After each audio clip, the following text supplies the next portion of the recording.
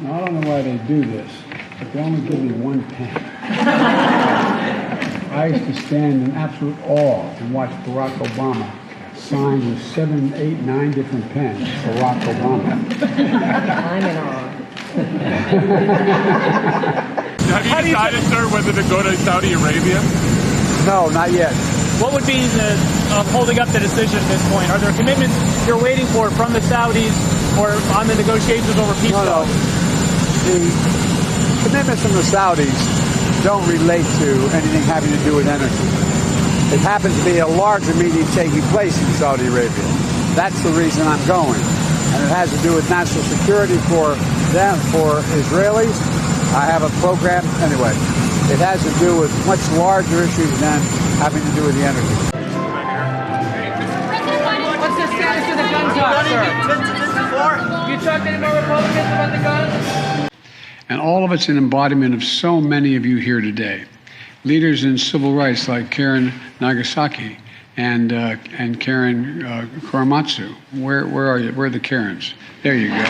I want to know if there's more to the answer. And the reason I say that is Ukraine, COVID, obviously have exacerbated the situation. But I think even if you were to take both of those pieces off the table, we would still be having an inflationary story. Absolutely, because, well, first of all, we're having an inflationary story in every advanced economy in the globe, and in fact, inflation is historically elevated everywhere. So it's certainly not just one country's fiscal or monetary policy. But then the question is, what did the White House miss? And what's the lesson of that? I don't think the White House missed much at all in the Quinnipiac poll found the president's approval rating has fallen to 33%. And the poll also found that President Biden's handling of the economy and inflation are still top concerns for every American. Kel just mentioned inflation prices, and now new data shows you are spending an extra $460 a month right now. This is Bloomberg, as you know. We focus on the economy, but voters tend to focus on pocketbook issues as well. Are the Democrats winning or losing in the midterm election right now on the message of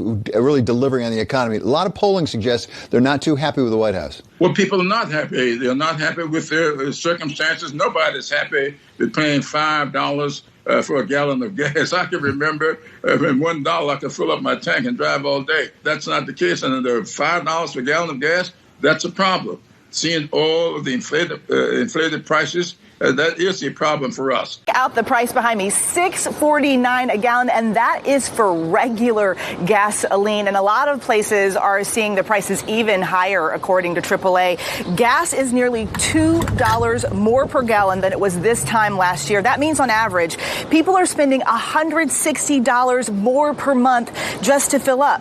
Even gas station owners are fed up. This one in Minnesota putting up a sign saying, quote, "We hate our gas prices too," Michael. Yeah, it's funny sign, but these gas prices aren't funny, Eva. But it's not just gas that's costing us more. That's exactly right. According to the Bureau of Labor Statistics, prices are up across the board. Rent has jumped more than 26% from last year. Food prices are up. We're not just talking about eating out. We are talking about going to the grocery store and eating at home. That is up almost 12%. That's the biggest increase since 1979. Protein really seeing a spike. Eggs up more than 32%. Meats, poultry, fish up more than 14%. And in all, it is costing $341 more per month for you to buy the same things you were buying last year, Michael. Oh, that is the strain on everyone. Senator, we're getting ready for this ruling, and it's going to be controversial no matter what happens, if it matches the leaked draft opinion or not. There is this law on the books. I'm just asking, should they follow the law? Should the Attorney General say, yes, arrest those people before something happens? Well, Brad, I think if the leaked version of the opinion is matched by what would be a remarkable act of judicial activism, conservative judicial activism, there will be understandable anger across the nation.